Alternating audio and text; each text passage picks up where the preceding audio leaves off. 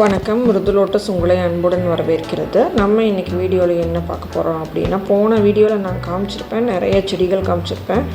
அதில் இருக்கிற மொட்டுக்களை பற்றி தான் நம்ம இன்றைக்கி பார்க்க போகிறோம். நம்ம முதல்ல பார்த்துட்டு இருக்கிறது பார்த்திங்கன்னா ஒயிட் அகிலா அப்படிங்கிற ஒரு வெரைட்டி. இந்த ஃப்ளவர் பாருங்கள் எவ்வளோ பெருசு இருக்குதுன்னு. இது எனக்கு வரும்போது பியூர் ஒயிட்டாக வந்திருந்தது. இந்த டைம் உங்களுக்கு ப்ளூம் ஆகும்போது சென்டரில் எல்லோ வந்திருக்கு. பார்க்குறக்கு ஃப்ளவர் நல்லா அழகாக இருக்குது. சென்டரில் இருக்கிற க்ரீன் கலர் சீட் பாட் பாருங்கள் எப்படி இருக்குதுன்னு. நல்லா ஒயிட்டில் சென்டரில் க்ரீன் சீட் பாட்டோட இந்த ஃப்ளவர் ரொம்பவுமே சூப்பராக இருக்கும். இது ஒரு ட்ராபிக்கல் வெரைட்டி தான். இது தானாக பூக்கள் பூக்கும்போது தான் உங்களுக்கு இந்த ஷேப் வரும். நம்ம ஓப்பன் பண்ணி கொடுத்தோம் அப்படின்னா இந்த ஷேப் வராது. நிறைய பேர் மொட்டை இருக்கும்போதே ஓப்பன் பண்ணிடுறீங்க. ஓப்பன் பண்ணால் இந்த ஷேப் வராது. பாருங்கள், இது தானாக விரியும் போது அந்த சைடு பெட்டல்ஸ் பாருங்கள் எப்படி இருக்குதுன்னு. வானத்தை நோக்கி இருக்கும் சைடு பெட்டல்ஸ். நம்ம ஓப்பன் பண்ணும்போது கீழே பார்த்து மடக்கி விட்டுருவோம். அப்போ உங்களுக்கு பூவோட ஷேப் வராது. பாருங்கள், இது காற்றுக்கு மடங்கி இருக்குது. இதை எடுத்து விட்டோன்னே பூவோட ஷேப் உங்களுக்கு தெரியும் பாருங்கள். காற்று அதிகமாக இருக்கிறதுனால உங்களுக்கு நம்ம ஃப்ளவரை எடுத்துடணும். இந்த மாதிரி பூத்ததுக்கப்புறம் இல்லை அப்படின்னா ஒரு இதழ் கூட செடியில் இருக்காது, இந்த பூவில் இருக்காது. எல்லாத்தையும் உங்களுக்கு அது காற்றுல போயிடும். பாருங்கள், இப்போ பாருங்கள் எப்படி இருக்குதுன்னு. ஃபுல் ஃப்ளவர் இப்படி தாங்க இருக்கும். காற்று அடிக்கிறதுனால அது இப்படி நிற்க மாட்டேங்குது, கவுந்து போயிடுது. ஒயிட் அகிலாவை பொறுத்த வரைக்கும் ஒரு இலையில் ஒரு மொட்டு வரக்கூடிய ஒரு வெரைட்டி. இன்னுமே பெருசாக ஃப்ளவர் வரும். இது பார்த்திங்கன்னா 2 மாதத்து செடி தான், அதனால் ஃப்ளவர் கொஞ்சம் சின்னதாக இருக்குது. இன்னுமே மெச்சூர் ஆகும். நிறைய இதழ்களோடு உங்களுக்கு பூக்கள் கிடைக்கும். இதோட மெச்சூர்டு ப்ளூம் பார்த்திங்கன்னா என்னோடய ஷார்ட்ஸ் வீடியோவில் இருக்குது, அதில் நீங்கள் பார்த்துக்கலாம். பாருங்கள், இதில் ஒரு வண்டு வந்துக்கிட்டே இருக்குது. கொஞ்சம் நேரம் விட்டுட்டு அதுக்கப்புறம் இந்த பூவை நம்ம பறித்து எடுத்துடணும். அது நிறைய தேன் பூச்சிகள் வந்துக்கிட்டு இருக்குங்க. அதனால் நான் இதை அப்படியே விட்டுறேன். கொஞ்சம் நேரத்தில் நான் இதை கட் பண்ணி எடுத்துடுவேன். விட்டுட்டோம் அப்படின்னா நெக்ஸ்ட் டே பார்த்திங்கன்னா வேஸ்ட்டாக போயிடும். காற்று இல்லை அப்படின்னா ஒரு 2-3 நாளைக்கு இருக்கும். நல்லா காற்று அடிச்சுட்டே இருக்கிறதுனால இது ரொம்ப நாள் செடியில் இருக்காது, உதிர்ந்து போயிடும். செடி முத்த இன்னுமே பெரிய பூக்கள் நமக்கு கிடைக்குங்க.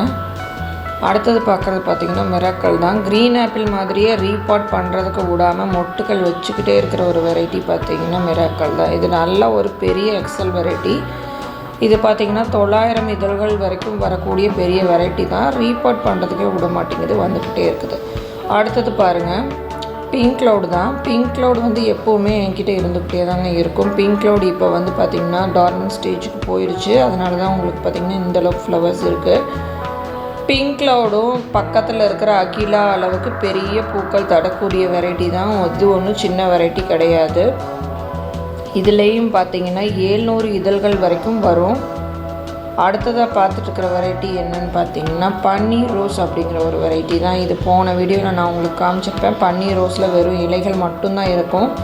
இப்போ பார்த்திங்கன்னா மொட்டுக்கள் வைக்க ஆரம்பிச்சிருக்கு பன்னீர் ரோஸு. இதோட இலைகள் பார்த்திங்கன்னா நல்லா பெருசாகவே இருக்குங்க. நம்ம டப்பில் போட்டோம்னா கூட இலைகள் பெருசாக வரும் நமக்கு. பாருங்கள், இதோட மொட்டு இப்போ தான் வைக்க ஆரம்பிச்சிருக்கு ஃபஸ்ட்டு. பட் இது இன்னுமே மேலே வரல. அந்த சுருண்டுருக்குது பார்த்திங்களா இலை, அதோட மொட்டு தான் இது. இது நல்ல பெரிய பூவாக வரக்கூடிய ஒரு வெரைட்டிங்க. அதனால தான் நான் இதை டேங்கில் கொடுத்து வச்சுருக்கேன். பார்க்கலாம் எந்த அளவுக்கு இதழ்களோட பெருசாக வருது அப்படின்னு. நம்ம ஒரு புது வெரைட்டி பிளான்டிங் பண்ணுறோம் அப்படின்னா நமக்கு டப்பில் போடும்போதே தெரியும் அது பெரிய வெரைட்டியாக இல்லை பவுல் வெரைட்டியாக அப்படின்ட்டு. அடுத்ததாக பார்த்துட்ருக்கிறது பார்த்திங்கன்னா ஜம்போ அப்படிங்கிற ஒரு வெரைட்டி தான். இது பார்த்திங்கன்னா 1000 இதழ் தாமரை மாதிரியே இருக்கும் அப்படின்னு தான் சொல்லியிருக்காங்க. எனக்கு பார்த்திங்கன்னா இப்போ தான் இது ஒரு மொட்டு வச்சுருக்கு. பார்க்கலாம் எந்த அளவுக்கு பெரிய ஃப்ளவர் வருது அப்படின்னு. இதில் மொட்டு வைக்காமல் இருந்தது போன டைமு. பாருங்கள், இதில் மொட்டு வச்சுருக்கு. அதுக்கு முன்னாடி பாருங்கள், இந்த மாதிரி தான் இலையை புழு சாப்பிட்டு வச்சிரும். இந்த மாதிரி இலையை ரிமூவ் பண்ணணும். ஆனால் பார்த்திங்கன்னா இதில் மொட்டு இருக்குது பக்கத்தில். ஸோ அதனால் இதை நான் ரிமூவ் பண்ணல. இதில் எந்த புழுவுமே இல்லை, பார்த்துட்டேன். குருவி ஏதாவது சாப்பிட்ருக்கோம்.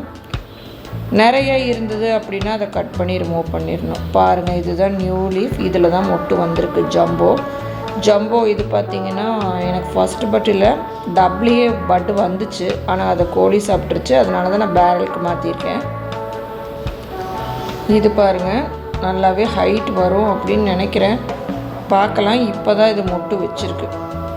லீஃபே பார்த்தீங்கன்னா ஜம்போட டிஃப்ரெண்ட்டாக இருக்குது. சென்டரில் குழியாக இருக்குது, சைட்லலாம் அப்படியே கவுந்த மாதிரி இருக்குது. நியூ லீஃப்லேயும் அப்படி தான் இருக்குது, பழைய லீஃப்லேயும் அப்படி தான் இருக்குது. அடுத்ததாக பார்க்குற வெரைட்டி பார்த்திங்கன்னா துர்கா அப்படிங்கிற வெரைட்டி. இதில் நான் 2 ஃப்ளவர் காமிச்சிருப்பேன் போன டைமு. இந்த தடவை மறுபடியும் 2 மொட்டு வச்சுருக்கு பாருங்கள். இதுவும் நல்லா ப்ளூமிங் வரக்கூடிய பெரிய வெரைட்டி தான். இது நல்லா உருண்டையாக வரக்கூடிய வெரைட்டி. கலர் பார்த்திங்கன்னா வயலட் கலந்த மாதிரி வரும். அடுத்ததாக நம்ம பார்த்துட்ருக்கிறது என்னன்னு பார்த்தீங்கன்னா தமோ அப்படிங்கிற வெரைட்டி தான். நான் வீடியோ நிறைய காமிச்சதே இல்லை, ஷார்ட்ஸில் மட்டும்தான் கொடுத்துருப்பேன்.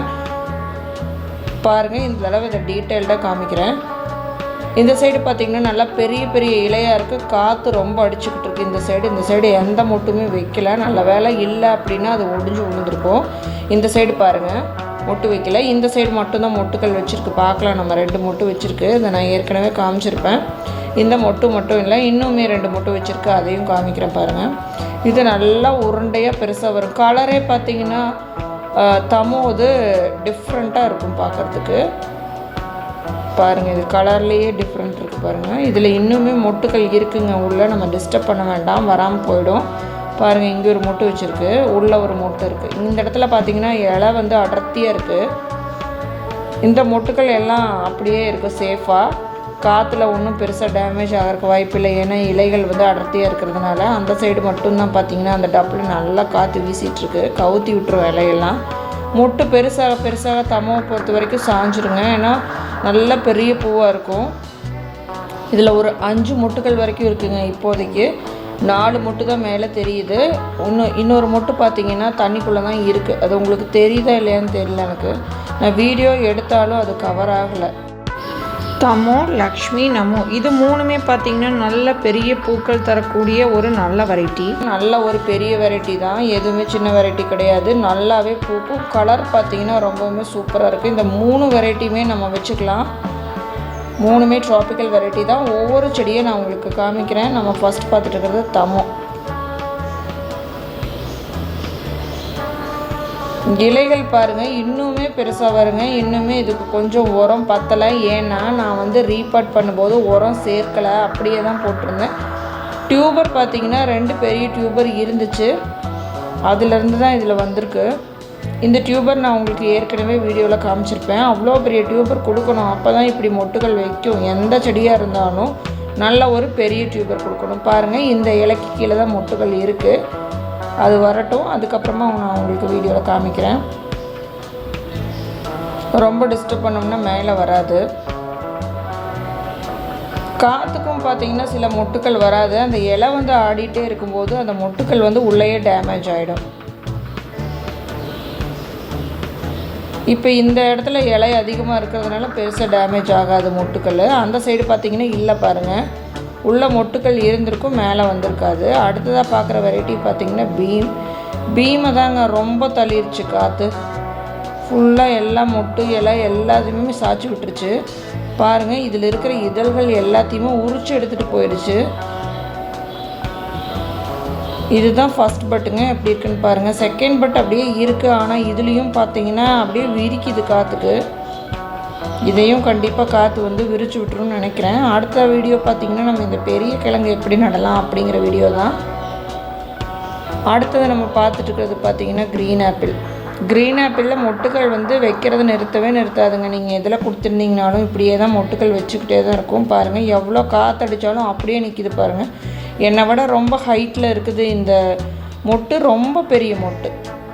இது ஓப்பன் ஆக இன்னொரு 4 நாளாவது ஆகும். அடுத்த மொட்டு வந்துருச்சு. இனி பார்த்திங்கன்னா நம்ம கட் பண்ணி விட்டதுக்கப்புறம் மொட்டுக்கள் வைக்க ஆரம்பிக்குது. இதுதான் ஃபஸ்ட் பட்டு நம்ம கட் பண்ணி விட்டதுக்கப்புறம்.